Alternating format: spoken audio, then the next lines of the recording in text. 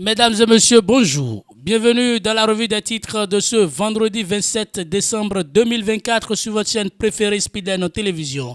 C'est le potentiel qui ouvre le bal de ce numéro à la une. Accusation tous azimuts de la junte militaire nigérienne contre les autorités béninoises.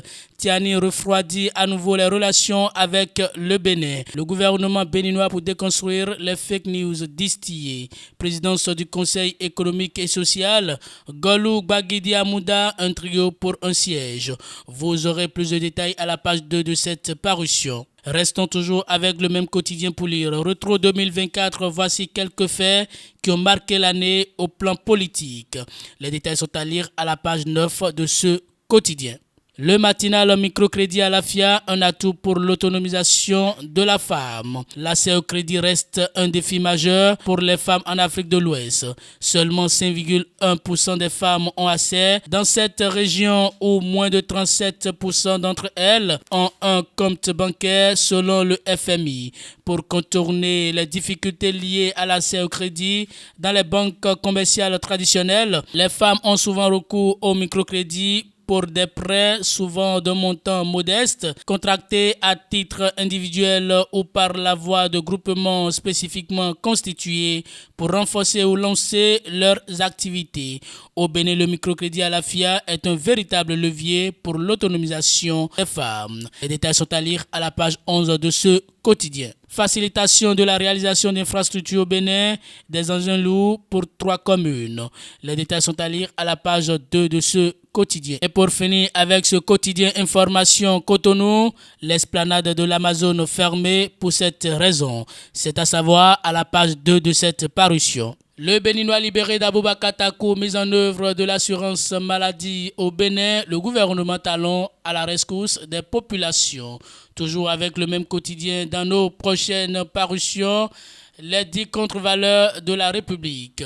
Amélioration des conditions de la gente féminine, le microcrédit à la FIA, un véritable outil pour l'autonomisation des femmes.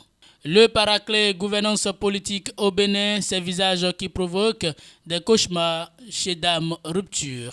Vous aurez plus de détails à la page 3 de cette parution. Millennium Challenge Corporation au Togo, un courrier confidentiel révélateur des ambitions et défis du pays. C'est à lire à la page 4 de ce quotidien. Pour finir avec le paraclet, première édition du Festival du sport individuel. Le BSSU réussit le pari de la mobilisation autour du sport à Porto Novo. Le grand regard, libération des Belges de Cotonou, les dernières bombes sociales de la rupture déclenchées. Dans une note publiée le mardi 24 décembre dernier, le ministre du cadre de vie, José Tonato, invite les populations occupant anarchiquement la Belge Est de Cotonou de libérer les lieux au plus tard le 6 janvier prochain.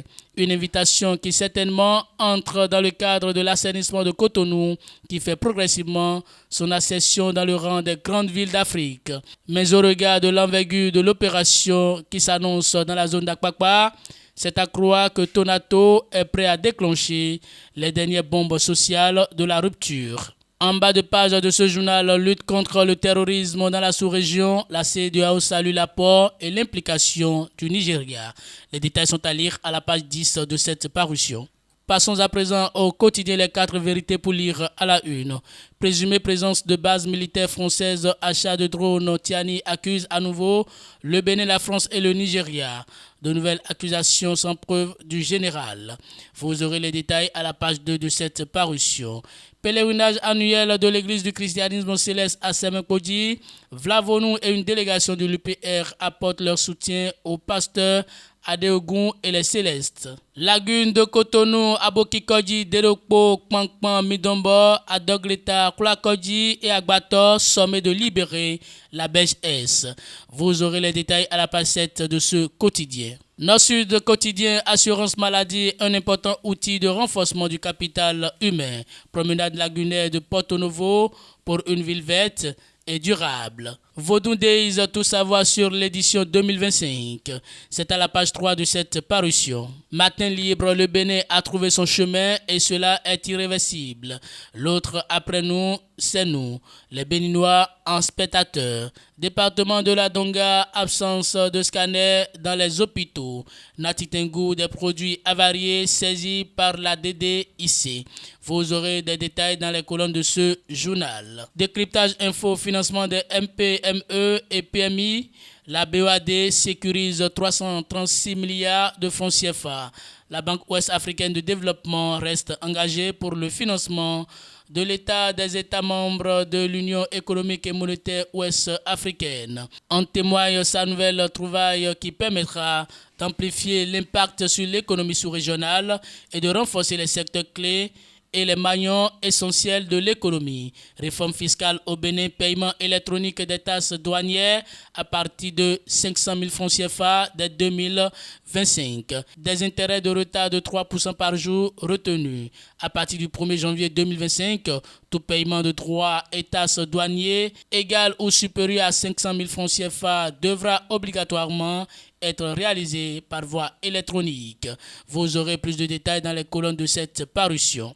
Quant au quotidien, le télégramme d'Étienne Ouessou, on aperçoit à la une Piaget 2021-2026 dans l'Ouémé Plateau, la révolution numérique pour un enseignement moderne.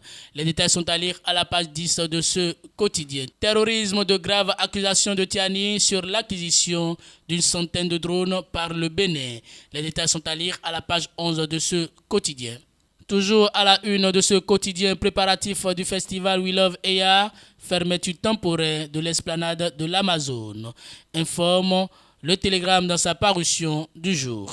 Et c'est Dabarou qui ferme la marche de ce numéro à la une. Travaux de la phase B du projet asphaltage à Parakou. Le chantier est à 10% d'exécution pour 14,39 km de voirie prévu. La CIRAT rassure des dispositions sécuritaires prises pour protéger les populations. La CIRAT rassure des dispositions sécuritaires prises pour protéger les populations. Traitement des informations liées au terrorisme, la HAC invite les journalistes à se référer aux sources officielles. Et pour finir avec ce quotidien, Tanguieta, l'agent de sécurité du service des impôts, assassiné. Vous aurez les détails à la page 2 de ce quotidien. C'est tout pour la revue des titres de ce vendredi 27 décembre 2024 sur votre chaîne préférée Speedline Télévision.